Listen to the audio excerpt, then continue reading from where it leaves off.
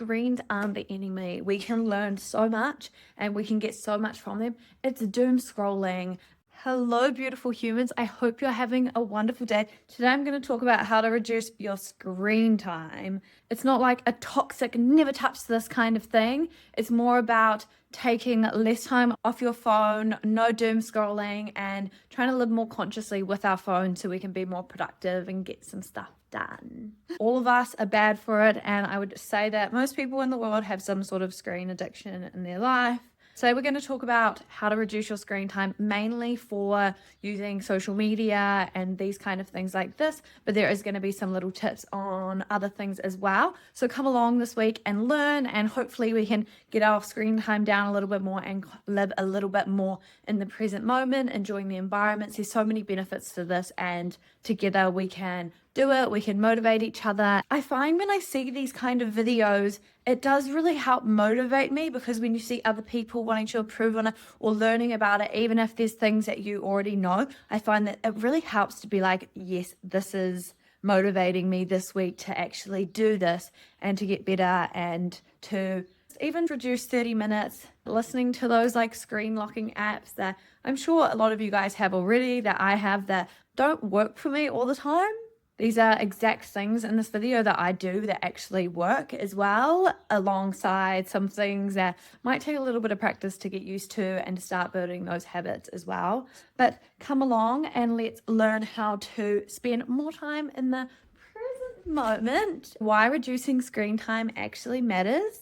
It can help improve our focus immensely and mental clarity, making sure that we have more space in our lives to actually see what we need to do around us and how we connect with our present environment more, which also helps us connect with the people around us, the people that we love, or to build more relationships as well. So easy that we do get trapped on our phone because we think the people are in there, and often they are, but when we are on our phone so much, it actually makes us lose more connection with the people that are right in front of us. When they see us on our phone instead of connecting with them, it does subconsciously tell a message that what's on your phone is more important. When I learned this, it really helped me be like, actually, no, I want these people to feel cared about. And even if it is important, it's putting it down. And when you do need to come on it, just say, hey, I'm sorry, this is so important. You are too, but I'm just going to reply to this, and then I can give you my full attention, especially if you're a little bit scatterbrained, because we're probably spending too much time on our phone. I know, I am so guilty for it. It also helps us to have less comparison,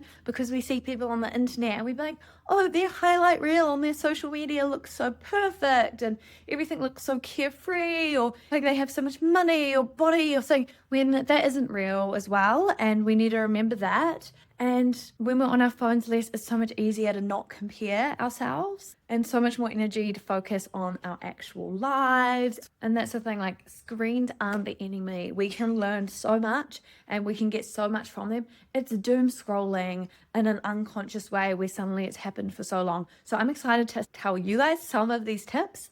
I looked on a while ago YouTube and I didn't really find any tips that I like, so I'm so excited to share mine with you guys. Okay, let's get into it. Okay, tip 1 is out of sight, out of mind. Leave it in your car far away, or my personal favorite, which really helps me, is leave it in the car. That really helps. So when you're getting home, leave it in the car for a while, go check it after, especially if you're coming home from work or coming back from somewhere, then suddenly it's out of your mind and you can focus on the things that are at home that you need to do, or when you're out with your friends or anything like that. And my other personal favorite is 3 degrees of separation from the phone. So sometimes I'll literally, like, don't judge me, but I'll literally put it in a sock. Then I'll put the sock into like a little toiletry bag or something, and then I will put it in a drawer. And having to go through all that effort blocks the natural, habitual grab your phone and see it. And books like Atomic Habits is that we have a trigger when we have these habits, and so much of us grabbing our phones or our screens, or if you're looking at iPads and stuff for young kids, it's the seeing it that is the trigger. So when we have it further away, we have more time to be like, actually, no, I don't need it. Maybe I write it down on a little notebook, the thing that I'm so desperate to do right now, and remind, I need to text mom about this. Text your mums, guys. Okay, 2, this is something that hasn't worked great for me, but it does still work. is having the limits on your phone so you can get timed out of it at certain amounts of times. I have Opal, but I don't have the paid version, so I can still access it and get into it. But you can buy a paid version where you can't go on whatever apps you set for a certain amount of time. And that is super helpful because then you can't actually get into it. I found that hard because I'm doing work on social media that I do end up wanting to go on it. So I don't want that strict, but it does help. And then all the time limits that you can set on the phones now and to keep track of how much you're doing. But yeah, those haven't worked too great for me, but maybe it's because I didn't want to pay to punish myself.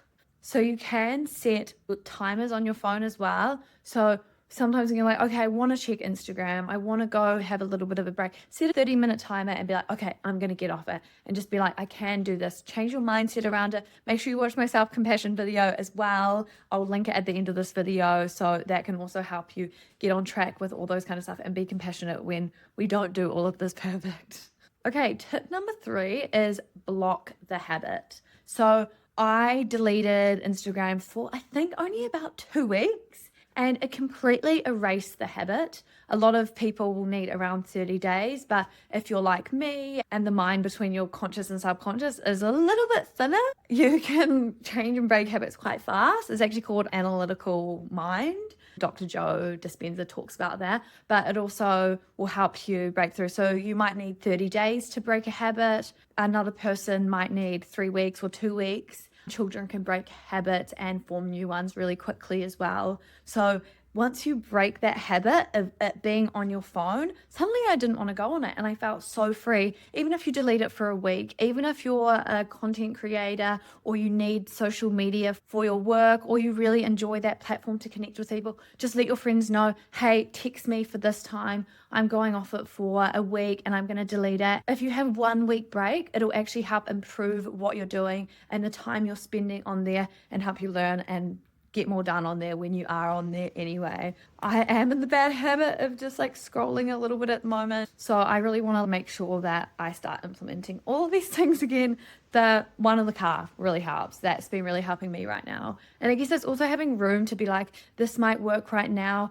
In 6 months' time, you might need a new trick to help you stay off your phone again. So try these different things out at different times, see what works and have room to change and come back to this video if you forget about what you could try next. So let's get on to the last tip. Tip number 4 is plan your day. This is what I learned from the book Stolen Focus. Oh, sorry, don't quote me on that. I'm pretty sure it was that book anyway. And he talks about time blocking your schedule. So you might just, especially for a while, you might get more used to what your new habits is, but actually put all of your hours in the day and actually plan it. Literally do breakfast, walk, get ready for work, go to work, come home. Now I'm going to have a little half an hour rest or an hour rest, and then I'm going to get to cleaning the house and cooking dinner and do my hobby, and actually plan that into your day, because then you're going to have that natural focus on what you're doing that day and leave you less room for, oh, I've got nothing to do, when in reality there's probably always something we can do to be productive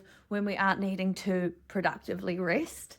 And sitting on your phone isn't actually rest. It's very time consuming. It's very dopamine hitting. We really need to go for a walk outside in nature to rest. We need to do something that calms our brain. Do some drawing, do your hobby or something that's a really mindfulness practice. Have a little boogie, put on some music, clean your house. I love that. Organizing and stuff like that. Or going to go see like friends is a really nice place to go and do nothing. Especially if you're like me and I work at home as an entrepreneur, so I get so stuck in home being a workspace that I'm constantly on my phone like, okay, cool, I'm doing this. And this is so embarrassing. I always do this little joke like, who am I? And I'll do something that they're doing or I'll wear someone's clothes. And it's literally a joke I've been doing since a teenager. I really should get some new jokes. But I did that to my partner. I was like, who am I? And then I was like, oh, do me now, do me. And then he was like, ah, and then he was like this. And I was like, oh, he was so right. I've been on my phone so much. Okay, so try out some of these. Come back to this video. Make sure you drop in the comments if you guys have any tips for me as well and anyone else that is looking for more tips. and try some of these out. Try one of these, try two, swap it around. Don't overwhelm yourself. You don't have to try all of them at once, and you don't have to be perfect. It's the little steps in the right direction will get you to where you need to be. Thank you guys so much for watching. Make sure you watch this video on self-discipline and make sure you follow me. I would really appreciate it. And remember to vote love every day with your words, your actions, and your thoughts. And I'll see you on the next one. Bye. Love you guys.